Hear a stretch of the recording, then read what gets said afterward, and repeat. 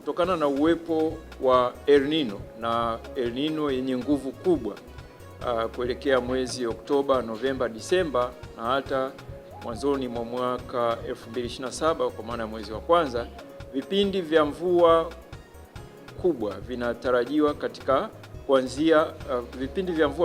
kuanzia mwezi Septemba. Tunatarajia kwamba tunaweza tukapata mvua za mapema kidogo.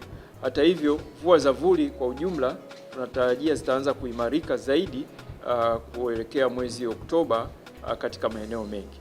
Lakini pia vile kuwepo kwa El Nino kuelekea mwisho wa mwaka kunaweza kusababisha kuanza mapema kwa mvua za mwezi Novemba mpaka Aprili 2027 kwa maana mvua za msimu katika baadhi ya maeneo yanayopata msimu mmoja wa mvua kwa mwaka, ambako kwa kawaida msimu unaanza mwezi Novemba. Kwa mamlaka za serikali za mitaa, athari tuliyoainisha ni pamoja na vipindi vya mvua kubwa vinaweza kusababisha kutuama kwa maji na mafuriko, hali inayoweza kusababisha uharibifu wa miundombinu na hatari kwa maisha na mali.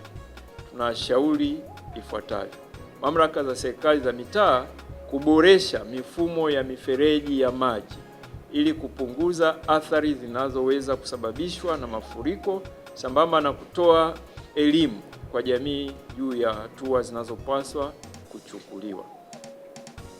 Kwa sekta ya afya, athari tuliyoainisha ni pamoja na uwezekano wa kuwepo kwa magonjwa ya mlipuko kutokana na uharibifu wa miundombinu ya maji taka na kutokana na maji kutuama na kutiririka.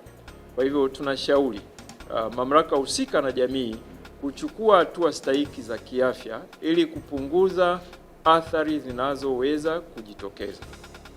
Hatua hizo ni pamoja na kutokomeza mazalia ya mbu, lakini vile kuhakikisha upatikanaji wa akiba ya kutosha ya dawa na vifaa tiba, pamoja na kujiandaa kwa changamoto zinazoweza kujitokeza kutokana na uharibifu wa miundombinu ya usafiri. Kwa sekta binafsi, athari ambayo tumeiainisha ni pamoja na matarajio ya kunufaika na mvua za kutosha zinazotarajiwa katika msimu huu wa vuli, ikiwa ni pamoja na baadhi ya shughuli za kilimo, uzalishaji viwandani. Hata hivyo, upo uwezekano wa kutokea athari katika shughuli za kijamii na kiuchumi, vikiwemo ujenzi wa miundombinu, kilimo, uhifadhi na usafirishaji wa mazao na bidhaa. Sasa ushauri wetu ni kwa wadau wa sekta kushirikiana na wataalamu mbalimbali ikiwemo wataalamu wa hali ya hewa ili kukabiliana na athari zinazoweza kujitokeza.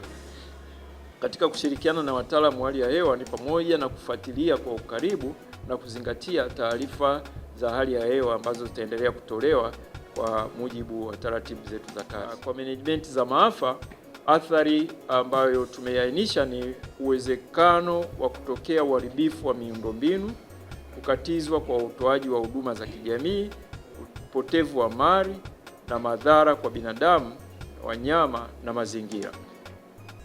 Sasa ushauri ambao tumetoa ni kwa mamlaka husika na kamati za usimamizi wa maafa katika ngazi za mkoa, ngazi za wilaya, kata, vijiji na mitaa kuendelea kushirikiana na kuchukua hatua stahiki, ikiwa ni pamoja na kutoa elimu na miongozo itakayohamasisha kuzuia na kupunguza madhara, kujiandaa kukabiliana na maafa na kurejesha hali ya kawaida endapo maafa yatatokea.